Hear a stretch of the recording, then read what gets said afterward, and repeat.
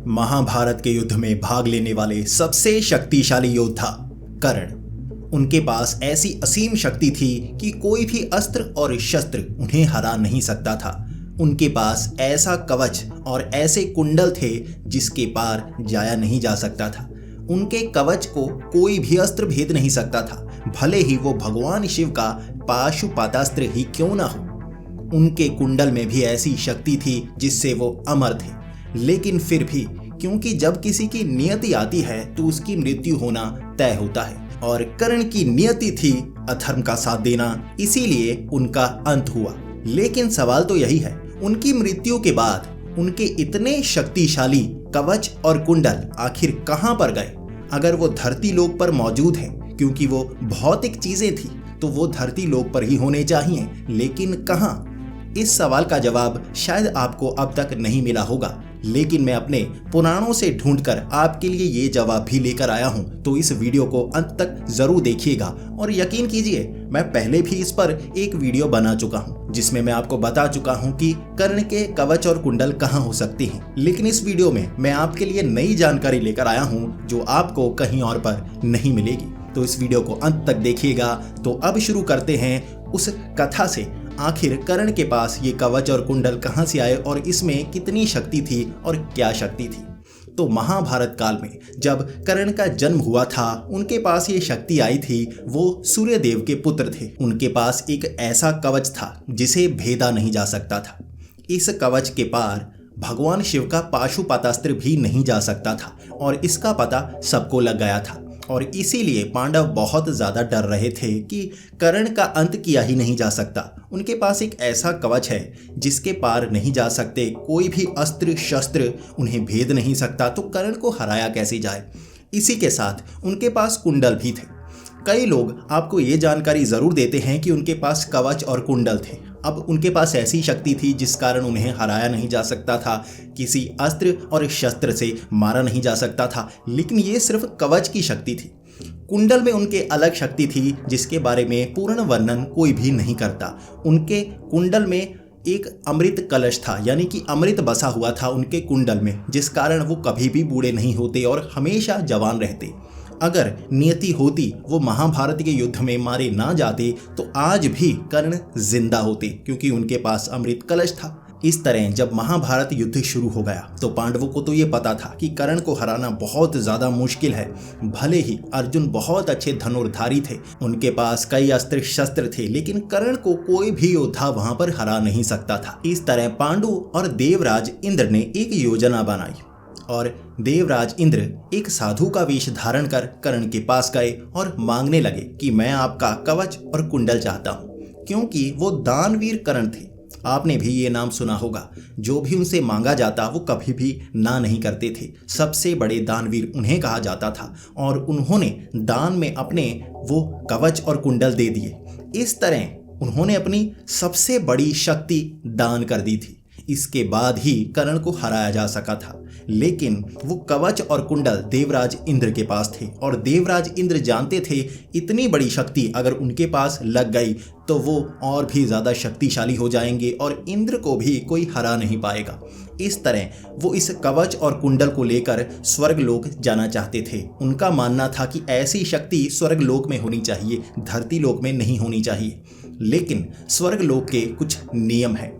आप छीनी हुई, चुराई हुई, छल से ली हुई चीज को स्वर्गलोक में नहीं ले जा सकते, और देवराज इंद्र छल से मांगी हुई इस चीज को स्वर्गलोक ले जाना चाहते थे।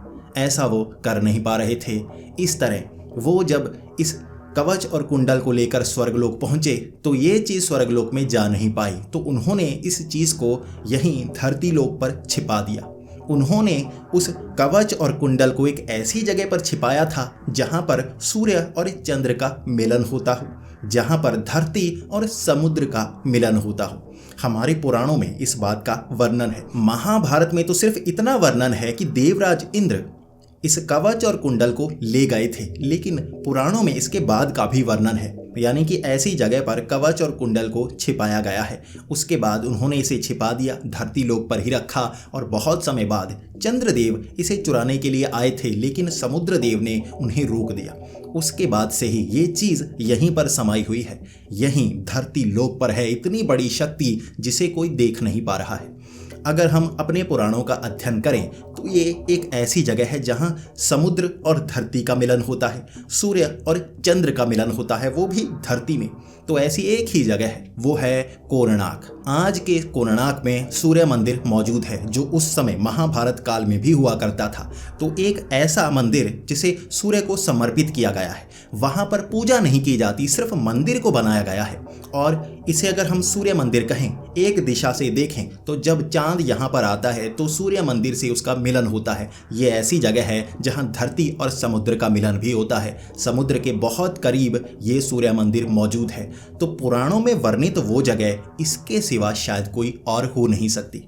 इस मंदिर को कई बार तोड़ा गया और बार बार बनाया गया। कई योद्धा थे, कई ज्ञानी थे जो पुराणों को पढ़ पाते थे, उन्हें यह पता शायद लग जाता होगा कि इस जगह पर कर्ण के कवच और कुंडल पड़े हैं, ऐसी शक्ति जिसके सामने पाशुपतास्त्र ब्रह्मास्त्र भी कुछ न कर सके। वो उसे पाने की कोशिश करते रहे। उन्होंने इस मंदिर को तोड़ा, लेकिन किसी को भी कर्ण के कवच और कुंडल मिल ना पाए।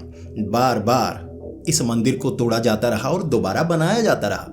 ऐसा मंदिर, सूर्य को समर्पित एक ऐसा मंदिर जिसे तोड़ा जाता रहा, बनाया जाता रहा। लेकिन आप सोचेंगे उसे बनाया क्यों जाता रहा जब वहां पर पूजा की ही नहीं जाती।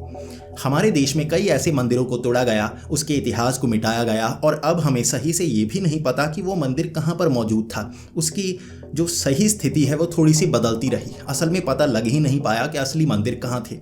जबकि ये सूर्य मंदिर, जिसे 5000 से 7000 साल पुराना माना जाता है, बार बार टूटता रहा और वहीं पर बनता रहा, लेकिन अब तक यहाँ पर पूजा नहीं की गई। इसका क्या कारण हो सकता है? तो हमारी समझ में यही आता है कि इसके नीचे कोई ऐसी चीज़ है जो बहुत ज़्यादा सुरक्षित है और उसकी जानकारी देने के लिए इस मंदिर को बार बार बनाया गया। कई जानकार मानते हैं कि पुराणों में साफ साफ तो कहा गया है, जहां पर सूर्य और चंद्र का मिलन होता हो, धरती और समुद्र का मिलन होता हो, वहीं पर कर्ण के कवच और कुंडल को छिपाया गया है। ये वही जगह है, लेकिन किसी ने भी इसे ढूंढा नहीं या वो ढूंढ नहीं पाया। मंदिर को इतनी बार तोड़ा गया लेकिन कर्ण के कवच और कुंडल मिले नहीं। इसका कारण क्या हो सकता है? इसका कारण आपको गहन अध्ययन से समझ में आएगा। मैं कोई बहुत बड़ा ज्ञानी नहीं हूँ, मैं आसानी से पुराणों को पढ़ सकता हूँ जैसे आप पढ़ सकते हैं। आप भी थोड़ा सा तर्क लगाएं तो कुछ खास पॉइंट्स को अगर किताब पर नोट करते जाएं तो आप समझ जाएंगे ये चीज़ है, इसकी ट्रांसलेशन ये है, और उसे समझने के बाद आप उस पर काम भी कर सकते हैं। इसी तरह से मैं भी पुराणों में चीज़ों को ढूंढता हूँ, बड़ी आसानी से वो चीज़ें मुझे मिल जाती हैं और मैं आपके सामने प्रस्तुत कर देता हूँ। तो ये चीज़ भी पुराणों में ढूंढकर मैंने आपके सामने प्रस्तुत कर दी। ऐसा ही कई और लोग भी कर सकते हैं। जिस तरह से मुझे बस थोड़ा सा ज्ञान है हिंदू धर्म का और उस ज्ञान से भी मैं ये वीडियोस बना पाता हूँ, लेकिन कई संत महात्मा इतिहास में ऐसे रहे, कई क्रूर लोग ऐसे रहे जिन्हें धर्म का ज्ञान शायद हमसे बहुत ज़्यादा था और उन्होंने भी ये जाना होगा कि ऐसी जगह कवच और कुंडल हो सकते हैं। उन्होंने वहाँ जाकर कवच और कुंडल ढूंढने की कोशिश की होगी। क्या पुराणों में इतनी आसानी से बता दिया होगा कि यहाँ कवच और कुंडल पड़े हैं? आपको नहीं लगता ये काफ़ी ज़्यादा आसान है? हमारे पूर्वज, हमारे संत महात्मा ऋषि मुनि इतने समझदार थे कि उन्होंने हर किसी को भ्रमित करने के लिए ये जानकारी पुराणों में डाली होगी ताकि कोई इतनी आसानी से कवच और कुंडल को ना पा पाए।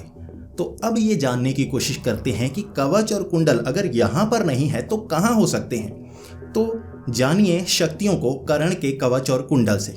कवच एक ऐसी शक्ति जिसे भेदा नहीं जा सकता और कुंडल जिसमें अमृत समाया हुआ है, अमृत जिसके सेवन से, जिसको छूने भर से जो बूढ़ा है वो जवान हो सकता है।